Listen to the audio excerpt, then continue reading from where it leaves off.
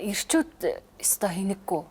Эсвэл бүр ингээ хөөгчиг те эмнэлэг рүү бараг ингээ хөтөлж аваачаад үзүүлэхгүй бол өөрсдөө ингээ санаагаараа явж очиод үзүүлдэггүй эмнэлэгт баг ханддаг.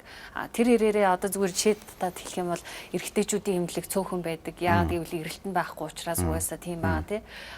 Тэгээд эрүүл мэндээрээ хохирдог. Дундаж наслалт нь эмэгтэй хүнийхээс бараг 10 жилээрч бага те. Хайнх хинэггүй байдаг байдал бас цаанаасаа тэр сэтгэл зүй байглаасаа өгөгцсөн зүйлтэй холбоотой байгаад байна уу гэж хэлэх гээд байна.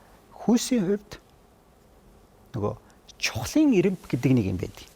Миний хувьд юу чухал вэ гэдэг ирэмб дотор эрэгтэй хүний эрүүл мэндийн доор байна л та. Зөв эрэгтэй хүнд яагаад өөрийгөө харилдаггүй, өөртөө анхаардаггүй гэвэл эрэгтэй хүний хүнд биш үү те? Чухал юм нь гэр бүл нь, өр хүүхэд нь, эхэн нэр нь, ажил нь ингээд олон юмнууд байгаад тэгээд тэрнийхэн доош явсаар байгаад эренбэд дотор нь өөрөө байдаг байхгүй. Ийм учраас энэ нь хинэггүй юм шиг харагдав. Ухааны юу гэсэн үг вэ гэхээр тэд нэр за эхнэр гайвал би яах вэ? Хүүхэд гайвал би яах вэ гэдэг юу бол угаасаа байна. Тэгвэл тэдний эрүүл мэндэд илүү яаж сайн анхаарах вэ гэвэл тэдэнд эрүүл мэндэд сайн анхаардаг төрлийн хүмүүс нь тэдний эрүүл мэндийг чухал шүү гэдгийг байн кэрл энийг нэг төрлийн яадаг вэ гэхээр энийг care гэдэг байна. Энийг халамж гэж нэрлэв.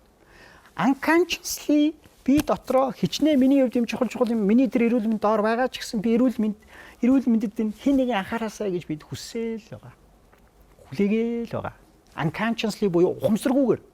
Тэгсэн мөртлөө ингээд нөгөө надад анхаараад байвал би баярлал. Амар их баярлал. Амар их аз жаргалтай тий. Тэгсэн мөрд анхаарахгүй за чи өөрөө анхаардаг юм чи ингээд давхар анхаарахгүй байгаа дэрэнгүүт нь би гомд чин дотроо. Магадгүй тэрийг өөрөө ухамсарлахгүй ч байж магадгүй. Зүгээр л дотроо намайг хайрлахгүй намайг хайрлах надад хайрг юм байна. Гэдэг юм уу те би энэ хүний хувьд хинч биш юм байна. Энэ намайг хүндэлдэг юм байна гэдэг рүү ордог байхгүй. Хэнэгтэй Монгол эр хүн нийгмийн нөлөөлийн төсөв.